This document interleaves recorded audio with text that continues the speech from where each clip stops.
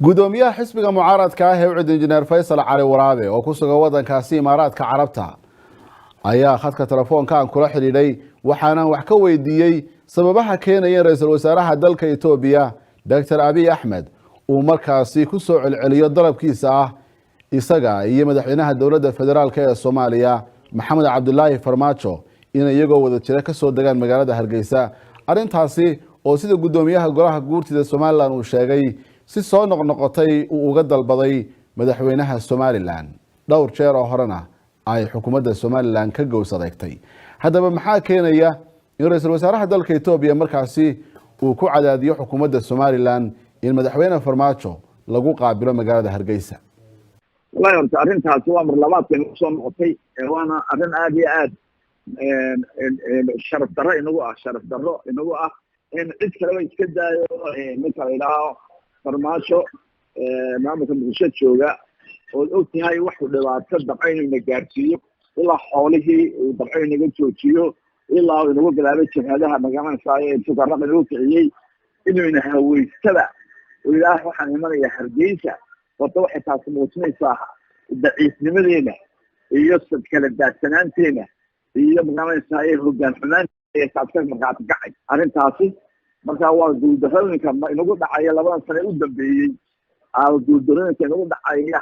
هي فوقنا نقول دعاية هي كم بالتعاون أرين تاسي وأنا أرين شعب غير سومان لان أنك حال مرينيو إن ما أنت تبدأ احتراف هي حور مرين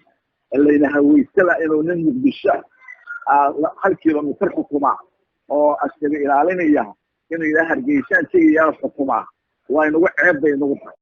sidoo kale gudoomiyaha xisbiga mucaaradka ah ee u cid ayaa waxa aan weydiiyay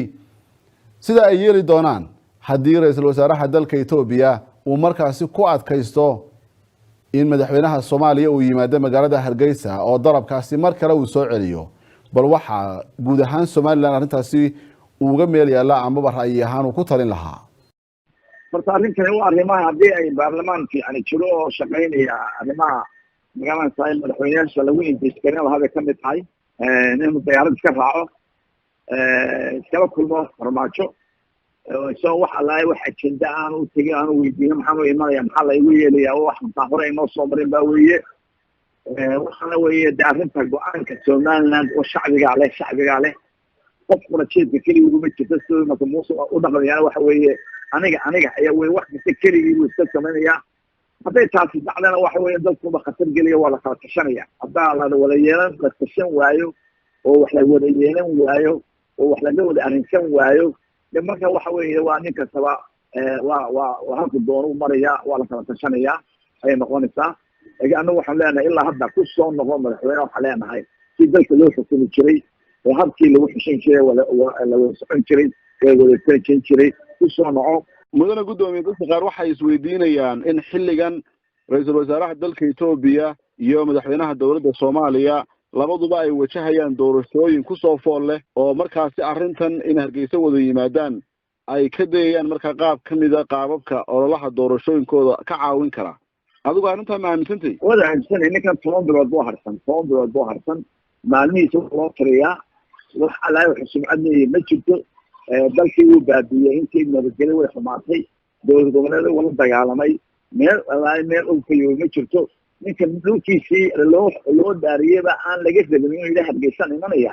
waxay ceebtaas ka saaran tahay hogaanka musaddex xogga ka saaran in waxa loola yimaado lamar labaad waxay taasi waa ceeb isaga saaran musal shacabka Soomaaliyeed ma saarna waa ka dhiibiyaa kan kale Itoobiya inuu gudihiisu waa karkaraya gudihiisu ma dhisna ilaa 5 milyan oo qof ayaa baraka ku cay oo inta dalkiisa oo hogaanka qabtay marka labaduba waxay ka dhigeen scapegoat waxay ku qarinayaan khalkhalka gudahooda ka taagan ugu dambeyntii dadka qaar waxay leeyihiin malaha intii uu Farmaajo Hargeysa iman lahaa waxa ka khatar yar in madaxweyne Biixi uu xamar ka dago adigu aragtida noocaas ma taageeraysaa ama ma aaminsan tahay adar waxa maskaxdeen timaadawma xamar Hargeysa ku digaya in xamar xukuma iyo nin Soomaaliya xukuma Hargeysa ku digaya waxay maskaxdeen ku soo dhacday maaha maskaxdeen waxa ku soo dhacay waxa weeye inuu doorashooyinka qabsano horumar la keeno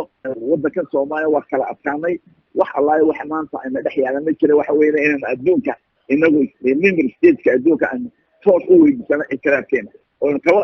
وضحضر كصبحنا من هذه الكامريان هالجسادي منهم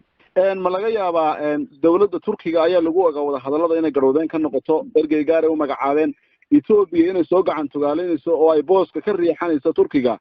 meesha ma ka muuqata hadda هذا واحد شفته وقد عن قرنية البوزيشن بيدرة عن سوى شيء أنا وتضمن أنا إليسا أو غير سومالي أنا ونوصل خارجة وجود جني وقد عن صح الشيء كذا إن سوى جني وضمن صفق ولا كل شيء ولا هذا السومالي شبوتي أنا سوى جني مجال ساي سوريا أنا